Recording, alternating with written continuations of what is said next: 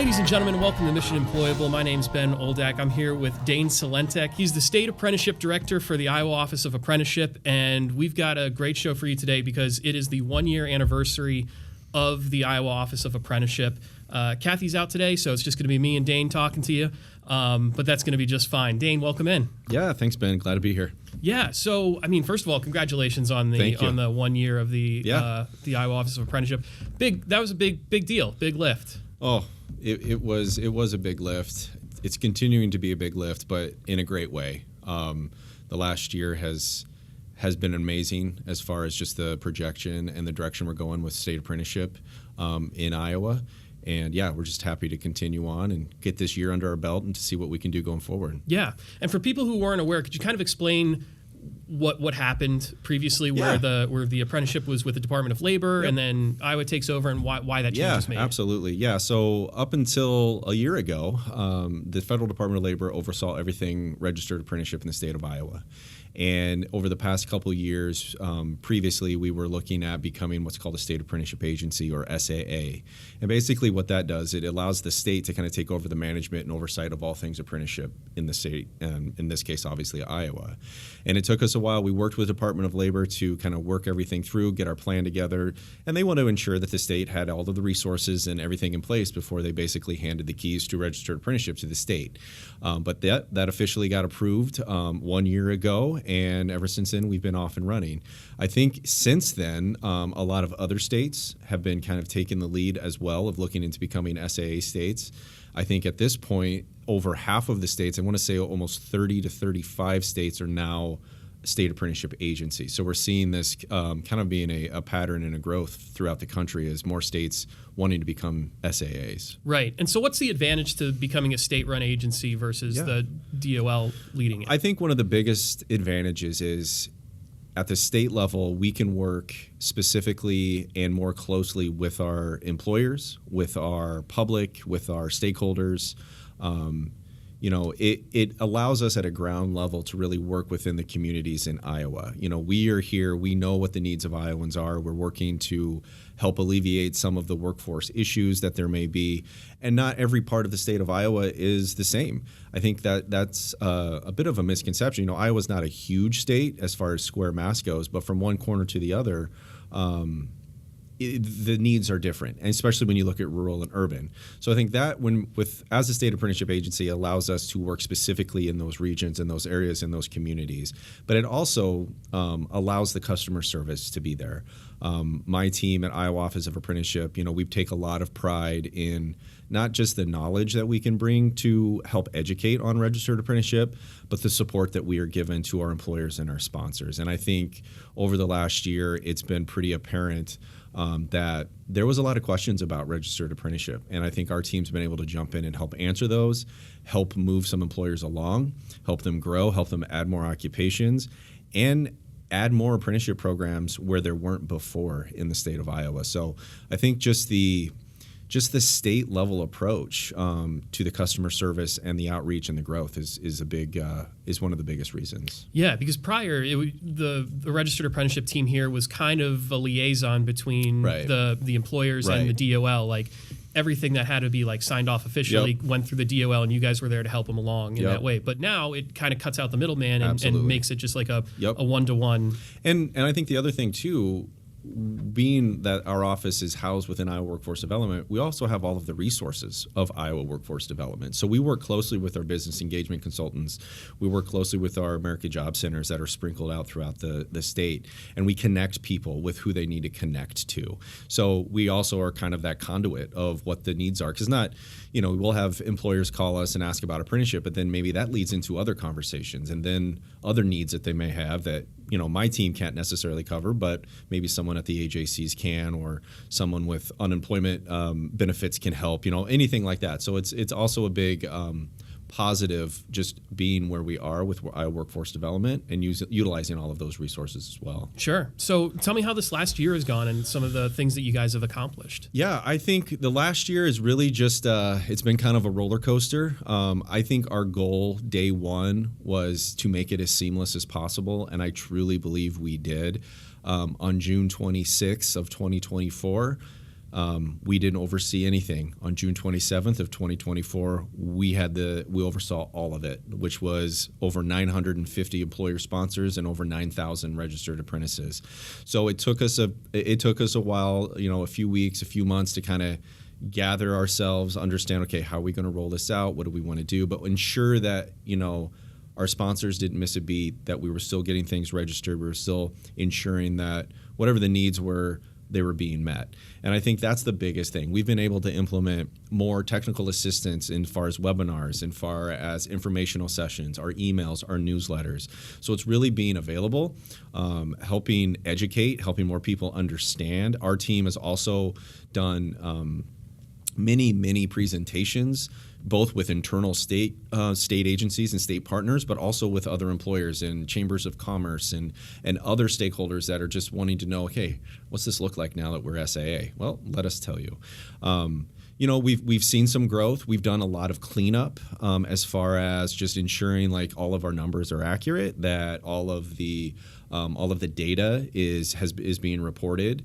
And I think the other thing we've really been able to tackle, which was with a pretty hefty goal, we weren't sure if we were going to be able to even start it this year, was the compliance and monitoring, ensuring that these programs are meeting the requirements that are necessary, and to ensure that they're following the requirements of Department of Labor and the Iowa Office of Apprenticeship.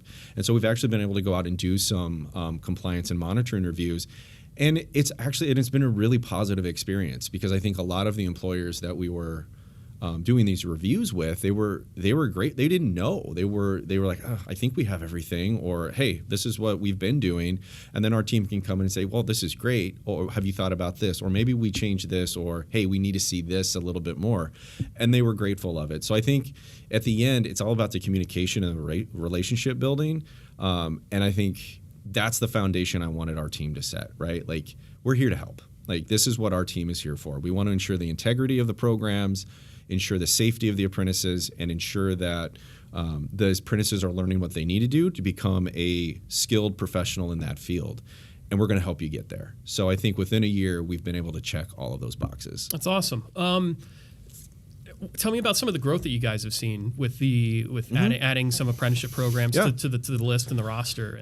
I think, as I've mentioned before, trades are going to drive registered apprenticeship. We're always going to see an uptick in trades and apprentices being enrolled and completing. But I think what is exciting is we've seen some gradual increases of those non-traditional programs. Yeah. Our healthcare has been, industry looking for those skilled workers. It's been a big push throughout the state, and apprenticeship has been able to help that. We've I want to say enrolled, have registered at least 5 to 6 registered nurse occupations, which is fantastic. A huge need in the state for those, and also our education, our teacher programs continue to thrive through the TPR Teacher Paraeducator Apprenticeship Grant that we have, and I expect those to remain constant as we go. I think what it did is it opened the door to show people like, oh, apprenticeship does work in this field, or it does work in this industry. And I think, again, our team being out there working with not only our employers specifically one-on-one, but also with our business engagement consultants, our other IWD staff, to help get the word out. Like, hey, have you thought about registered apprenticeship? Or hey, have you thought about quality pre-apprenticeship? The other avenues that we have. So I think it's going in the right direction. I think the growth is there, and I think more and more people are understanding, like, hey, this might be an opportunity for us. Yeah. Do you feel like when it comes to building out apprenticeship programs like across the state, do you feel like it's kind of like a momentum thing where it's like, if you get X amount of people on board doing apprenticeships, like it becomes like exponentially more people bring them on because more people know about it? I think absolutely. I think that's part of it, kind of keeping up with the Joneses, if you will. But I think really what it comes down to is the proof in the pudding that it works. You retain your workforce. You're training them how you need them to be trained, right? All of these pieces that, you may have had it in your, as part of your company or your training path internally, but you're maybe just missing a few pieces, and that's where registered apprenticeship can come in. Not only that, but then you have the support from our team. So I think really what it is people are seeing the positive outcomes, and that it's working for other companies in their respective fields, and they want to know more about it. I mean, we get inquiries every day on, hey, I'm curious of, what this would look like for my company. And sometimes we hear back from them, sometimes we don't, I think, but you never know when that employer is going to come back around and say, hey, I reached out a year ago. We weren't quite ready then, but I think we are now. I'd like to dive into this a little bit more. So yeah, I think there's a little bit of all of that, but I think it's really just, it's about the education, because I will say that registered apprenticeship isn't a magic bullet. It doesn't work for every occupation. It doesn't work for every employer. But for the ones that it does, that it works for them, it's definitely positive. Yeah, and it's also such a unique thing because it can work for, like you said, it doesn't necessarily work for everybody, but it can work for a lot of people. And it doesn't really matter the size of your company. Right. I think when you think about registered apprenticeship, it's, oh man, it's only the big people that are doing it, that have access to all this, funds and human resources and things. But like apprenticeship can be, you can have one apprentice in a program, or like you can have a mom and pop shop find their way into apprenticeship. Can Absolutely. you talk about that a little bit? Yeah, Any examples? Yeah, and that's what I say when we talk about diversity of registered apprenticeship. It literally is in all aspects. Rural, urban, large, small. It doesn't matter where you are. It doesn't really even matter what industry you're in. There's probably a registered apprenticeship occupation that's been developed and registered for you to use as an example and use as a template to start. You're right. Your bigger companies, but they do have more resources. Yeah, of course. But then again, that's where our team comes in to help those smaller companies. Like, I just don't know if we can manage this. This seems like a lot. And don't get me wrong, it is a lot. But I think if you understand the pieces of it, it makes it a lot more digestible. And that's what we've been able to do, is kind of help those smaller companies that maybe only have one person in the office doing, wearing 10 different hats, and now they're going to take on this apprenticeship. And it's like, okay, well, that's fine. Let us help you navigate this.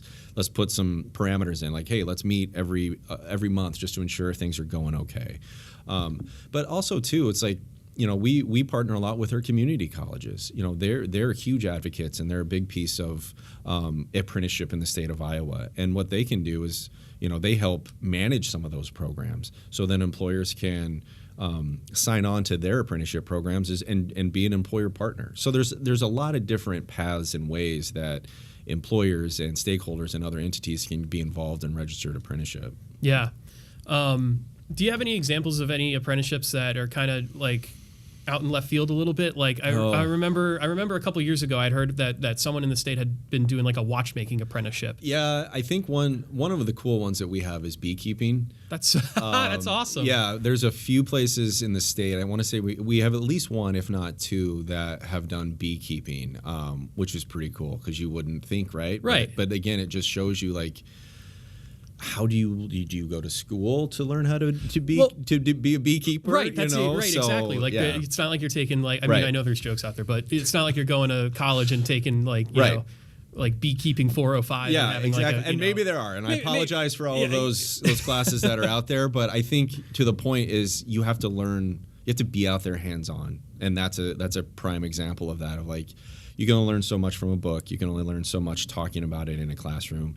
Apprenticeship is built around the on-the-job learning, right? Getting your hands on, learning from an experienced expert in that field.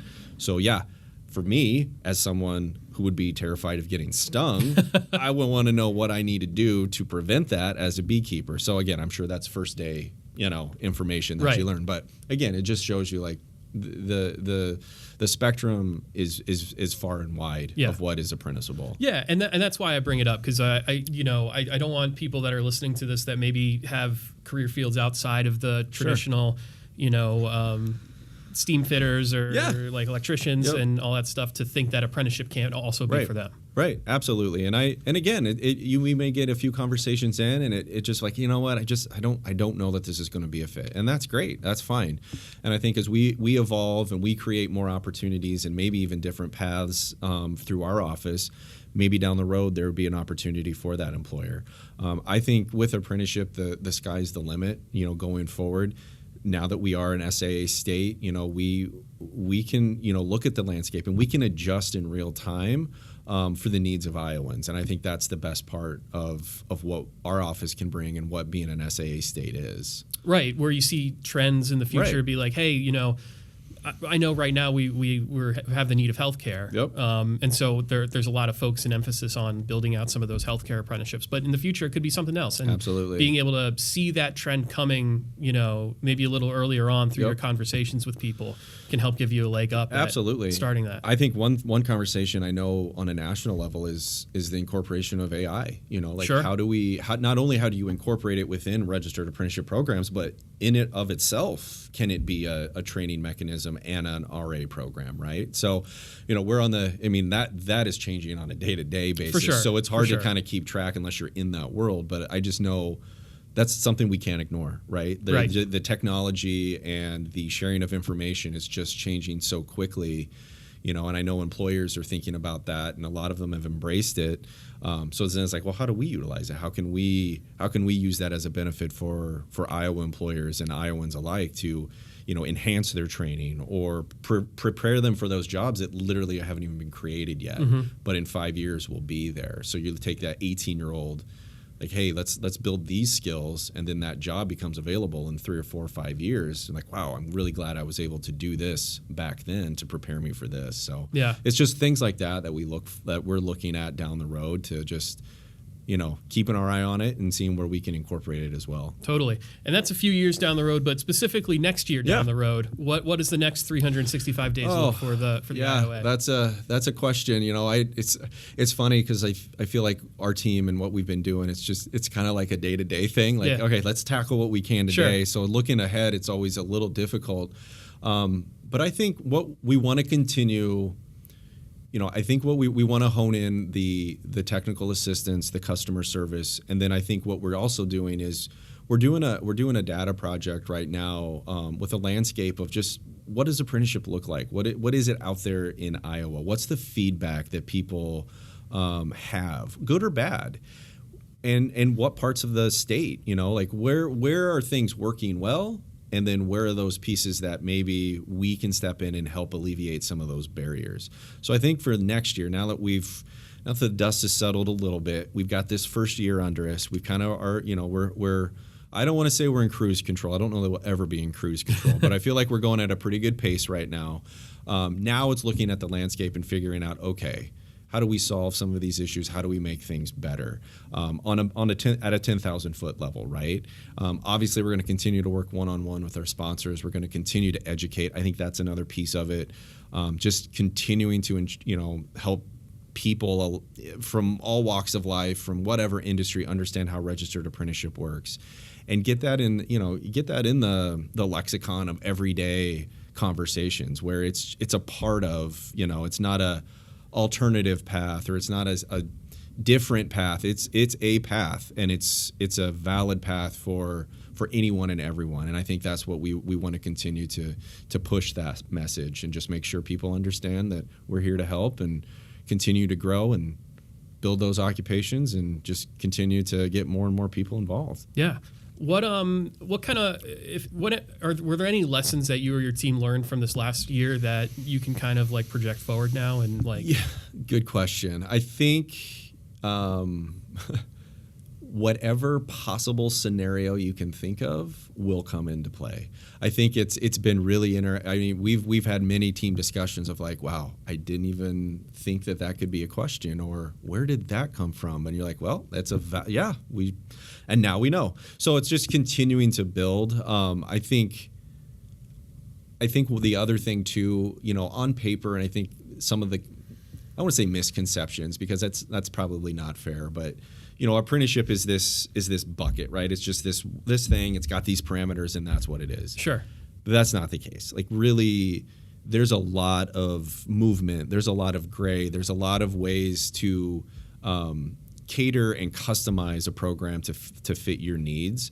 And I think for us, we're continuing to learn. Like, just because this company has this electrical program, this company may have the same program, but it's going to look a little bit different. So we're always looking at, hey, we can't lump all of this together. It's more of, you're a specific customer, a specific employer who wants this, we're going to work with your needs. Even though these occupations may be the same, each one of you has your own specific needs. So I think it's just continuing to understand and I'll say it again, educate that, hey, we can do all of these things. But yeah, I think you got to take it a day at a time. It's been a big transition. I have, I'm obviously biased, but I'll say I probably have one of, if not the best team in the state, working diligently. They're all passionate with what they do. They feel very strongly that apprenticeship is here and is a helpful tool, not only for employers, but for people alike to get the training. So we're just kind of still, tweaking our processes, our internal procedures, and, making sure that we're looking at our policies, that, they're fair and that they meet the needs, and, again, keeping that integrity, keeping the safety in mind at all times. So, I think we've been able to learn a lot this year that'll kind of catapult us going forward. Yeah. Looking into the next year, is there any opportunities for employers or sponsors for grant funding? I know that's something that you guys do yearly. I didn't know if there's anything coming up on the horizon to keep an eye out for. It's always, grants are one of those where they're there, they're not there, they're there. Sure. I think, from the federal level all the way through the state level, supporting apprenticeship is a priority. What that looks like and in what grant form, I'm not 100% sure. We have our state grants that we've utilized over the last 8 years to help promote and grow registered apprenticeships, to help incentivize employers to get them off the ground. Those, by all accounts, are going to continue to be there. How those look in next year, 2 years, 3 years from now, I have no idea. Gotcha. That's hard to tell, but I do want to say that the support is there for registered apprenticeship, and if we can find grant opportunities, we'll definitely promote those and ensure that the public and the sponsors in Iowa know about those. Yeah, I just wasn't sure if there's a particular month where those grants come open, or is it just kind of It's usually in the spring. Yeah. So for our 84 ENF grants, those have already been awarded, and we're hitting the ground running with those for this year, and those will open up next January. Sure. So. Yeah. So if you're an employer or a sponsor that has a program or is looking to start one, next year, keep your eye out on. We announce them on the Iowa Workforce Development Facebook page. We put out some webinar stuff on YouTube, on our YouTube channel for you to take a look at. So. Keep your ear to the ground on that next year. And we update our website regularly. We have a whole section on there of our grant opportunities. So you can go to our website, apprenticeship IowaWORKS.gov, or just Google Apprenticeship Iowa. It's the first thing that pops up. Navigate, a lot of good information on there as well. You can see our team, see our office, what's going on. Our newsletters are there. We also put our grant opportunities in there as well. So and just a little personal plug. There's a couple of videos on there, absolutely, that yours truly shot and produced. That if you want to see how these things look in action and hear from the people that are involved, take a look at those, because like we said earlier on in the podcast, seeing them being successful other places can really inspire you to feel that they can be successful for you as well. It's real people, it's real companies, it's real Iowans. You capture kind of the essence of what these programs are. So absolutely, those videos are amazing, and they just kind of show. They're all right. They just kind of show you what all goes into it, and the pieces of it, and the people that again are passionate about it and see it as a growing and training opportunity. Yeah, and it's so cool that there's anywhere from high schoolers all the way up to people that are in their second, third, fourth, fifth jobs, or had worked in an industry for 15 years. But then I talked to a guy over at Mid-American who was this older gentleman who worked in this one field for years, but it started bothering his back, and so he's like, I need something that's not going to bother my back so much. I still need the training for it. Let me go into this apprenticeship program, and now I have the training and all that stuff to continue working there in a different field. And again, the beauty of apprenticeship is you're working, you're getting paid, and you're learning at the same time, right? That earn and learn model of, if you're an adult, you have a family, you can't just drop everything and go back to school. Totally. A lot of people can't, some can, and that's absolutely great and fine. So that's where, again, apprenticeship, and I think for employers to understand that and realize, hey, we want you to get moved up to this position, but you're going to be able to maintain your job. You're going to continue to get paid while you learn from an experience, again, master level in this role. And then once you complete your program, boom, now you're making that wage, you're in that position, and you're off and running, and you never missed a beat. So, yeah, it's for all ages, honestly. Well, 16 years and up, I guess I should say. So.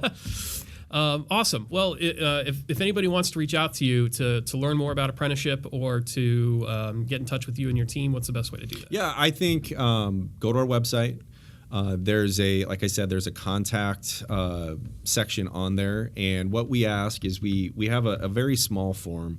If you're interested, it helps us understand kind of what's out there, what the inquiries are, who's asking what. It also helps us kind of do some data tracking. Mm-hmm.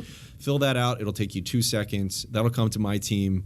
We'll then reach out to you, and you'll be able to get connected with one of our team members to really understand and dive into more of your questions. And hopefully at the end of that, you got a program getting ready to be registered. Excellent. So. Well, we love to see it. All right, Dane, thanks so much for coming in and giving us a overview of what you guys have been up to the last year and, what the next year is going to look like. It's something that we talk about quite a bit on this podcast. We've been doing a lot of episodes about individual apprenticeship programs and what works for them and what they found successful. So definitely a big priority here. Absolutely. And I appreciate the time, Ben. Awesome. Thanks. Thank you.